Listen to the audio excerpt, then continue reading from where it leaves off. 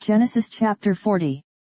And it came to pass after these things, that the butler of the king of Egypt and his baker had offended their lord the king of Egypt. And Pharaoh was wroth against two of his officers, against the chief of the butlers, and against the chief of the bakers. And he put them in ward in the house of the captain of the guard, into the prison, the place where Joseph was bound. And the captain of the guard charged Joseph with them, and he served them, and they continued a season in ward. And they dreamed a dream both of them, each man his dream in one night, each man according to the interpretation of his dream, the butler and the baker of the king of Egypt, which were bound in the prison. And Joseph came in unto them in the morning, and looked upon them, and, behold, they were sad.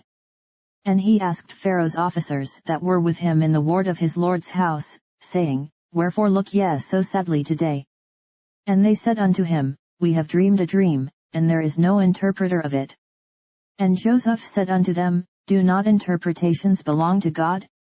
Tell me them, I pray you.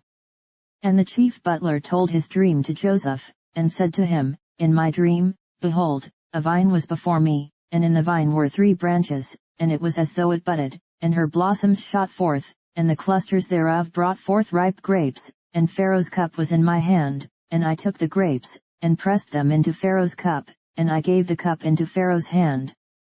And Joseph said unto him, This is the interpretation of it, the 3 branches are 3 days, yet within 3 days shall Pharaoh lift up thine head, and restore thee unto thy place, and thou shalt deliver Pharaoh's cup into his hand, after the former manner when thou wast his butler.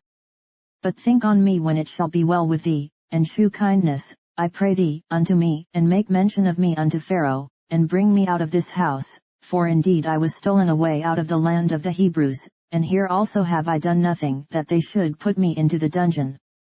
When the chief baker saw that the interpretation was good, he said unto Joseph, I also was in my dream, and, behold, I had 3 white baskets on my head, and in the uppermost basket there was of all manner of baked meats for Pharaoh, and the birds did eat them out of the basket upon my head.